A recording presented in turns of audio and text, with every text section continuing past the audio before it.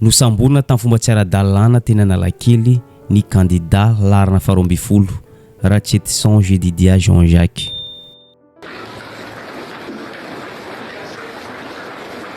Naparitaka tato anatin'ny tambazoan-tserasera fa mizaka zo-pirenena frantsay ity candidat ity.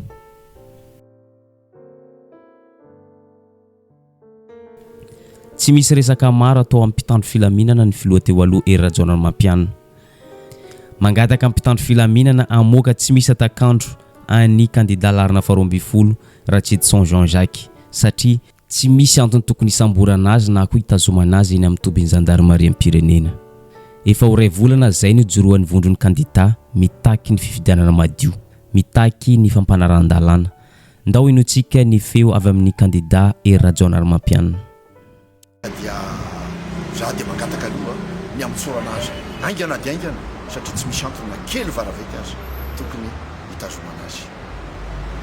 Mapakatra mihitsy lay tan'lay herisetra-panjakana ny fitira-panjakana amin'ny alalan'izao fisamborana izao.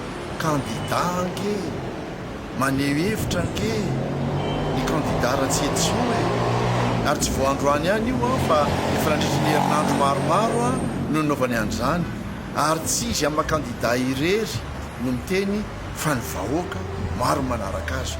Manina tsy samborana koa ny vahoaka izay miaraka amin'io. Zany mbola mampiseho amintsika amin'izao fotoana izao fa dia misy ny fampiororona atao na dia amin'ny candidat azy. Zany zavatra tena tsy fanao mihitsy zany eo amin'ny fitantanana andalam-pirenena. Teo amin'ny toeran'io ireo olona eo amin'izao fotoana izao ireo no nampiasa ny herisetrany amin'ny endriny maro samihafa. Tokony ho tadidiny zareo zany, tokony ho fantatry zareo zany fa tsy olona anankiray tahaka ireny zay tsy mampiasa herisetra akory, tsy mitondra fitaovam-piadiana akory, tsy manao inona akory no ampiara-mandraza azy. Tolona dia mitoy tsy zany ange no anakana ny olona tsy hiteny, tsy zany ange no anakana ny olona tsy anehevitra. Maneho ny heviny ihany koa fa ny Soerneve manoloana ny fisamborana tsy ara-dalàna zay nataon'ny mpitandro filaminana any candidat Ratchetson Jean-Jacques. Ireny zavatra nataon'ny mpitandro filaminana ireny dia mitovy amin'olona manao kidnapping. Misambotra olona tsy manino tsy maninona, misambotra olona tsy meloka. Fa ny Soerneve moa efa mahatsikaritra fa tsy misy afa-tsy ny tombotsoany Andry Rajoelina no katsahany ireny mpitandro filaminana ireny. Tsy misy afa-tsy mikatsaka tombotsoany Mamy Ravatomanga ireny action ataon'ny mpitandro filaminana ireny. Ka izay zavatra izay dia tsy azo ekena. Mangataka amin'ny mpitandro filaminana mba hamoaka tsy misy atakandro any candidat Ratchetson Jean-Jacques ifaniso Erneve. Soso dia nisamborina any tsy haiko firy mianadahy zareo tamin'ny sabotsy. Raha ireo olona ireo mbola ho gadrainareo dia ianareo koa ny tena farahidin'olona dia azagaga raha ho tezitra aminareo ny vahoaka any aoriana any. Zao koa dia nisamborina ny candidat Ratchetson. Kidnapping ny anaran'izao satria olona tsy nanao eloka, olona tsy nanao infraction. Dia nefany sambisamborina fotsiny ohatran'io. Dia io zany no tadiavinareo atao an'ireo candidat rehetra, ho tsopotsoponinareo dia ho sambisamborinareo dia mody hoe arovana ny ainy. Mahay miaro ny ainy izy araleo ny vahoaka ny miaro ny ainy fa ianareo efa tsy miaro ny vahoaka sy ny fananany fa miaro Andravatomanga sy General Bomba fotsiny antom-pisinareo. Manameloka ny fihetsika izay nataon'ny mpitandro filaminana ireny ny collectif des candidats. Nivoaka tamin'ny fanginany ny candidat Ajo Andriananarivelo. Tsy nisy resaka maro tao anatin'ny rindrin'ny page Facebook fa tonga dia hoe avoay candidat Jean-Jacques Ratchetson. Nanamafy izy fa tsy ampihembotra ny vondron'ny candidat ny raha matahora izay ataon'ny fitondrana ankehitriny. Ny zavatra fantany dia ny hoe tsy maintsy mandresy ny tolona izay atao. Ora maromaro taty aoriana iny fa navototra nalefanody i candidat Jean-Jacques Ratchetson. Satria fa mazava ho azy fa tsy misy antony tokony hisamborana azy. Olona tsy meloka, tsy nangalatra, tsy namon'olona, fa olona mitaky fifidianana madio. Tsy eloka ny mitaky fampanaran-dalàna. Henatra ho an'ny mpitandro filaminana ny misambotra olona mitaky ny fampanaran-dalàna eto amin'ny tany sy ny firenena. tena mara zany a mizory tery analakely a toakaiky ny kanonina teo a dia nisamboriny gendarme dia aloha tenenina fa tsy nisy erisetra niatra tamiko fa nisamborina normalina fotsiny aho dia tsika zao mbola anatin'ny secret de l'instruction ny enquête ny vita ny azoko tenenina fotsiny zany a ny chef d'inculpation lahy ohatrany hoe enjana be misy hoe tentative de coup d'état raha tsy etsona avy amin'ny tanany anankiroa dia afaka anao coup d'état voie de fait violence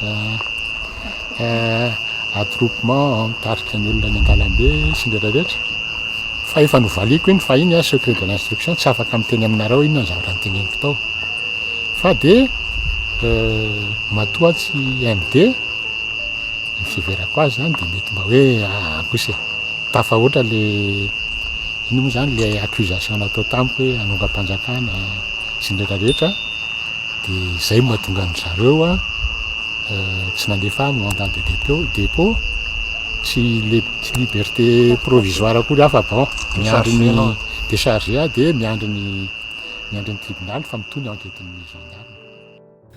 Tsara tokoa raha resahana nandritra nyny fisamborana ny candidat Ratsetson Jean-Jacques iny nafana dia nafana tatao anatin'ny tambazo tserasera indrindrandrindra fa ireo page Facebook izay manohana ny ity fitondrana ity dia nanaparitaka ireto publication ireto karapanondrom-pirenena anankiroa samihafa any candidat Ratsetson Jean-Jacques.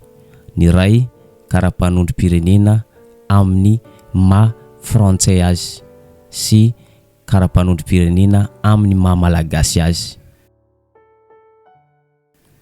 Nampiseho izy ireo fa fandresena ho azy ireo ny nahitana ny ray tamin'ireo candidat 10 mizaka zo-pirenena frantsay sy zo-pirenena malagasy. Nanao farak izay vitan'izy ireo nanaparitaka ity vaovao fizakan'ny Ratsetson Jean-Jacques zo-pirenena frantsay sy malagasy ity izy ireo. Ny tena zava-misy anefa vaovao amin'izy ireo sy vaovao amin'olona izay tsy mahara-baovao ity fizakan'ny candidat larina faharoa amby folo ity ny zo-pirenena malagasy sy frantsay. Ho an'ny mpanara-baovao politika sy fiainam-pirenena eto amintsika dia malala tsara fa mbola tsy nivoaka ny lista ofisialy avy tao amin'ny HCC dia efa nanao fanambarana nilaza tampabe maso tamin'ny televiziona candidat Ratsetson Jean-Jacques fa mizaka zo-pirenena frantsay izy par filiation.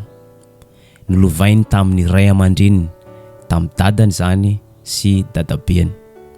Zany hoe ara-dalàna tsara ny ananany zo-pirenena frantsay sy malagasy. Izany rehetra zany dia nazavainy tsara fa tsy tafiditra ao anatin'ny article 42 ny cas zay misy azy. Tsy tafiditra ao anatin'ny article 42 ny situation zay misy azy. Nazo nationalité par filiation izy mazava ho azy fa tsy nangataka ho frantsay izy fa ny ray aman-dreniny vazaha no nahatonga izany. Zany hoe samihafa tanteraka amin'ny kahany Andry Nirina Rajoelina. Nazavainy tao anatin'ity resaka ny fanaovany tampanao gazety ity ny any kahany Andry Rajoelina dia izy tenany mihitsy no nangataka nationalité vahiny. Izy tenany mihitsy no nangataka mba ho frantsay. Tsy vitany izy rery ihany fa nangataka ho an'ny vady aman-janany indrindrandrindra fa ho an'ny zanany mba hafahany ireo vady aman-janany ireo mipetraka am-pilaminana any Frantsa.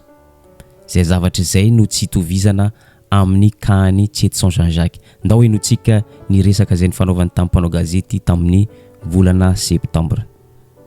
Za teraka dia efa nationalité frantsay satria ny dadabeako frantsay ndraiky frantsay niaza ny lovana fa hoy za hoe faux débat averiko eto indray faux débat le resaka double nationalité tokony manadiady ny tribunal d'instance amin'ireo candidat tonga mangataka certificat de nationalité hoe ianao ve manana zo-pirenena vahiny hafa raha eny ny valiny dia tokony manadiady izy miteny hoe ahoana ny fomba nazahoanao an'io nationalité io fa raha ohatra io par filiation zany hoe nilovana tany amin'ny dadabe sy dada dia tsy misy olana mahazo certificat de nationalité le olona fa raha ohatra kosa naturaliser le olona zany hoe efa majeur izy zay vao nangataka ny nationalité frantsay dia tonga izy dia miatra amin'le article 42 dia tokony tsy hameno ny tribunal d'instance io.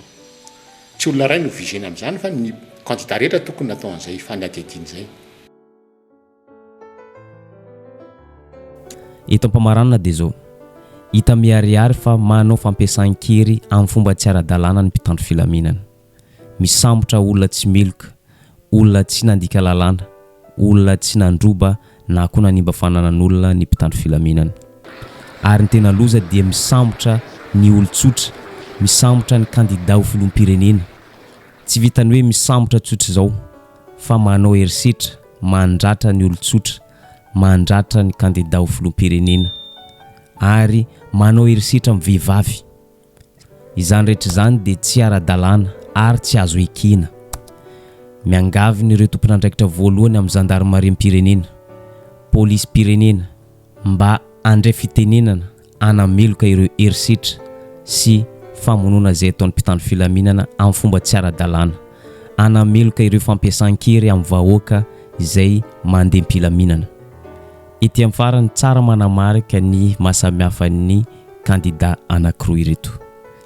Ratchetson Jean-Jacques dia nahazo nationalité française tamin'ny alalan'ny filiation, nolovaina tamin'ny ray aman-dreny vazaha. Andry Nirina Rajoelina kosa dia nangataka ho frantsay. Mazava ho azy fa tsy manana nationalité malagasy intsony araka ny voalazan'ny lalàna mifehy zao pirenena malagasy eto amintsika. Zay sy zay ny vidéo tsika androany, azadino misabone sy manisy j'aime ny vidéo tsika amin'ny manaraka indray.